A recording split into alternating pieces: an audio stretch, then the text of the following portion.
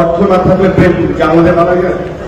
তো যেটা প্রেম আছে কিন্তু সেখান থেকে কোনো কিছু আসছে না, সেই প্রেমটা আমাদের খুব রাখা উচিত না জবের ক্ষেত্রে আর কি। আবার অনেকে ইমোশনাল অফেন্ডেড ফিল করবে যে আমি আসলে প্রেম নিয়ে বলছি যে তোমরা আলাদা হবে। যাই হোক, আমার গাড়ির প্রতি খুব পেশা আছে।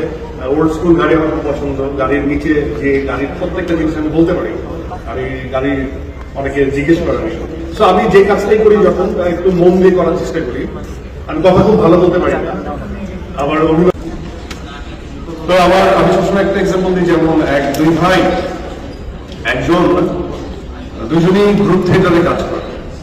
তো 5 বছর কাজ করার পর কারো কোনো গতি হচ্ছে না।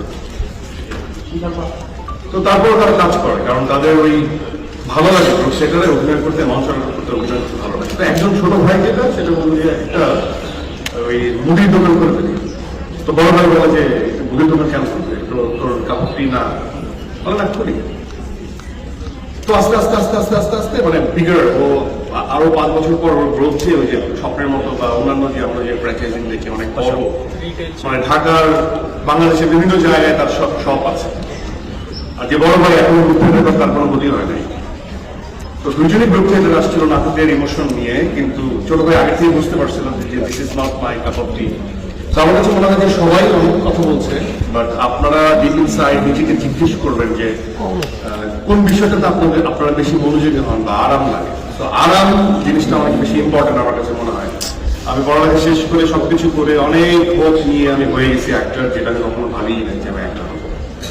বাট যখন অ্যাক্টিং বিষয়টা আমার মধ্যে সেই জিনিসটা আসে এবং আমি সেই বিষয়ে অনেক সিরিয়াস থাকার চেষ্টা করি, কারণ প্রথমে প্যাশন ছিল, এখন আমি প্যাশনের সাথে সাথে প্রফেশনাল অ্যাক্টর। সো দুই জিনিস, এক ভালো লাগা ভালোবাসা, আর একটা হচ্ছে ব্রেড এন্ড বাটার, মানে এটা দিয়ে আমি বেশ কোনো ব্যবসার উপর একটা শুরু করি না, অনেক সিরিয়াস হয়ে থাকি। আচ্ছা, সবাই সব কথা বলবে উপদেশমূলক, আমি উপদেশমূলক কথা বলতে চাই না। আমি ছোট্ট বিষয় নিয়ে কথা বললাম যে আপনারা নিজেদেরকে জিজ্ঞেস করবেন আপনারা কি করতে চান, আবার যখন যে কাজটা করবেন অনেক মনোযোগ দিয়ে করবেন। আমি যখন গেম খেলি, আমি একটু গেম খেলার টপিক আছে, কল অফ ডিউটি খেলি, আমার ছেলেও খেলে, PS5 এ খেলি, আমি PS4 খেলতাম। আবার আমি ফিরে আসতে পারতাম, তাহলে খুব ভালো লাগতো।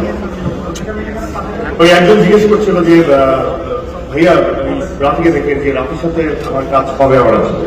তো আমরা কেউ জানি না। আমি আমার অনেক রিজিকে বিশ্বাস করি। So it's bad luck. ওর সাথে আমার প্ল্যানিং চলছিল, বাট আমি ফিজিক্যালি একটু ইনজুর্ড হয়েছি, আমার পায়ের লিগামেন্ট ছিঁড়ে গেছে, স্পাইনের প্রবলেম, সেই জন্য